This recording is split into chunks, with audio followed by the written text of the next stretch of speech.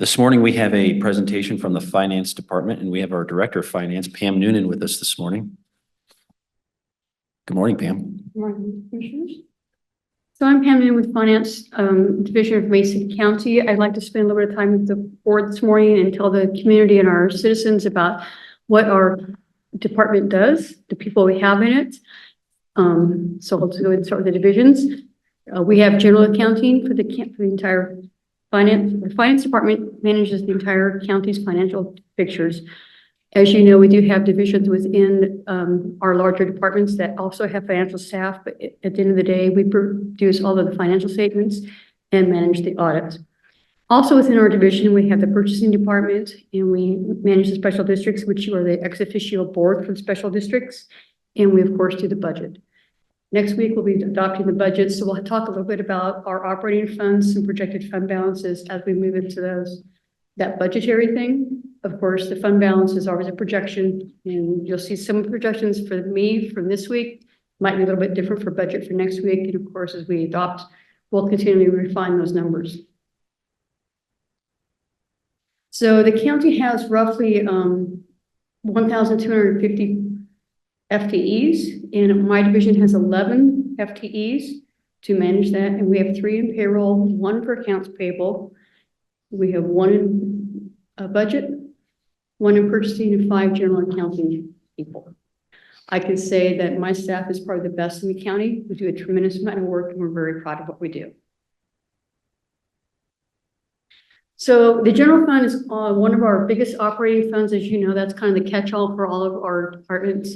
I've kind of laid out for the board and for the citizens what we consider the available fund balance. As fund balance, you know, it has several different components to it. We have available fund balance, we have reserve fund balances, and we have restricted fund balance.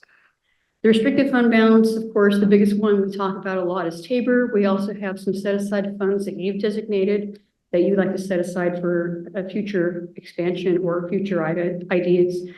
Our LITCF is the one that we have quite a bit. We've got, I want to say it's like $4 million roughly that we've set aside for 2023. So though that's not shown in this graph, this is available fund balance that you as the board has discretion to spend. You see it's kind of all over the board for the last 10 years.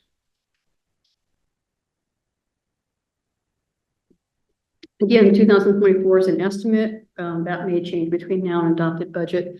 But you can see it's been somewhat volatile, if anything. The one thing that's probably consistent is a Tabor refund. I'm not sorry, refund. The Tabor reserves that we set aside, it's about $3 to $3.5 million every year over this entire time frame.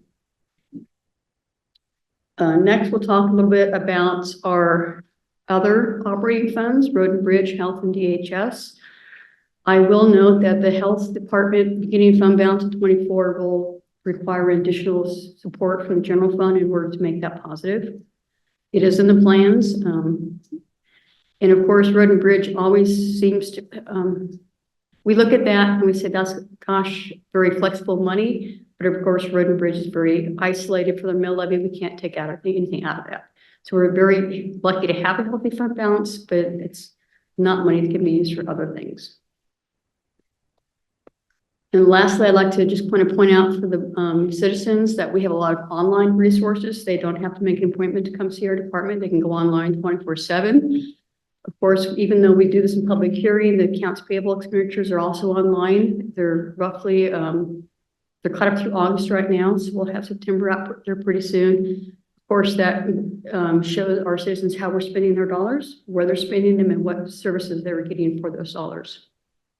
The annual financial reports is the reports that our department provides, which is the annual, the AFTRA we call it, or the annual comprehensive financial report. We also manage the federal audits.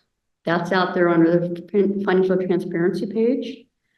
The nice thing about the AFTRA is that not only does it show what we did for the plan, which is the budget, but the expenditures of the actual, but it also has a 10-year history of some stuff that's going on in the county for fund balances for your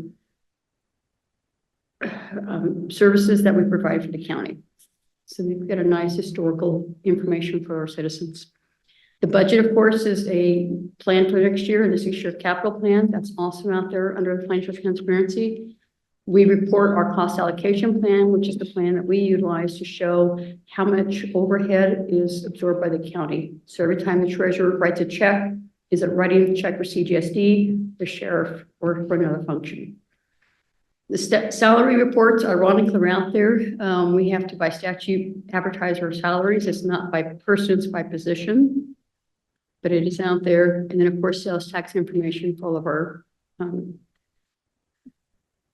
organizations that remit to the county, and also the information about how much sales tax is collected and dispersed for us and public safety sales tax.